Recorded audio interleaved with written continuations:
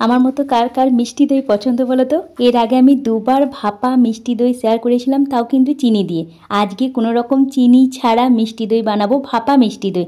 একদম সহজ বানানো আর খুব টেস্টি হয়। বিশ্বাস করো, আমার বাড়ির লোকেরা তো সবার পছন্দ হয়েছে, মানে আমাদের বাড়িতে তো 3 জন মেম্বার, সবার পছন্দ হয়েছে। দেখো কত সুন্দর ক্রিমি, টেস্টি এবং মিষ্টি মিষ্টি দই বটে, ভাপা মিষ্টি দই। একটু গরমের সময় না, এখনও তো গরম আছে, একটু ঠান্ডা ঠান্ডা বেশ ভালো লাগছে। চলো ঝটপট করে বানিয়ে ফেলি চিনি ছাড়া মিষ্টি দই। চলো ধরে দেখিনি আজকের রেসিপি, দেখো তোমাদের কেমন লাগে। এর জন্য আমি টক দইটাকে জল ঝরাতে দিয়ে দিচ্ছি। এটা মোটামুটি 30 মিনিটের জন্য জলটা ঝরাতে দেবো, যাতে ভালোভাবে জলটা ঝরে যায়। এরপরে একটা ফ্রাইং প্যানের মধ্যে জল দিলাম, তারপরে দুধ দিয়ে দেবো। আর আমি দুধটাকে না মোটামুটি 1 লিটার ছিল, আমি 500 করে নিয়েছি, মানে একটু ফুটিয়ে একটুখানি ঘন করে নিয়েছি। তোমাদের কাছে যদি ঘন করা না থাকে দুধ, তাহলে একটুখানি ঘন করে নেবে, ঘন করে ছেঁকে নেবে, তাহলে ভালো হবে। আর একটু জল দিয়ে দিলাম, দিয়ে ভালো করে এবার এটাকে আর একটুখানি ভালো করে ফুটিয়ে নেবো। ফুটিয়ে মানে এখানে একটু ভালো করে গরম হলেই হবে, যেহেতু দুধটা আমি আগেই ঘন করেছি। এটাকে আরও ক্রিমি, আরও টেস্টি বানানোর জন্য আমি এখানে একটু মিল্ক পাউডার ব্যবহার করলাম।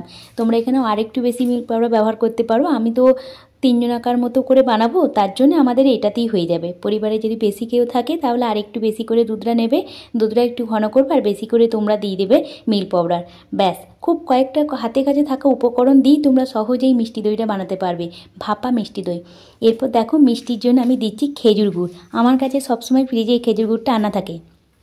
তোমাদের কাছে যদি না থাকে, ভালো গুড় যদি পাও, সেটাকে একটুখানি কেটে নেবে, দিয়ে একটুখানি মেল্ট করে নিয়ে ভালো করে ছেঁকে নেবে। একটু জল দিয়ে ফুটিয়ে মেল্ট করে নেবে, দিয়ে ছেঁকে নিয়ে তারপর ব্যবহার করবে।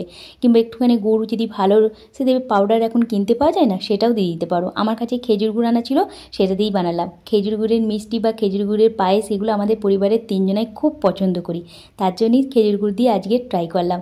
প্রথমবার বানাতেই এতটা টেস্টি, এতটা সুন্দর বসেছে ভাপা দইটা, তোমরা বিশ্বাস করতে পারবে না। বাড়িতে একবার অবশ্যই ট্রাই করতে পারো। এরপর দেখো গুড়, মিল্ক পাউডার আর দুধ, আর কিচ্ছু নয়, এই 3টে জিনিস। আর দইটাকে তো আগেই আমি জল ঝরাতে দিয়ে দিয়েছিলাম, দেখলে কতটা জল বেরিয়ে গেছে। এবার ওটাকে আমি ঠান্ডাতে দিলাম। দুধটাকে একবার ছেঁকে নিতে হবে, সর পড়লে চলবে না, তাহলে কিন্তু দইটা ভালো হবে না।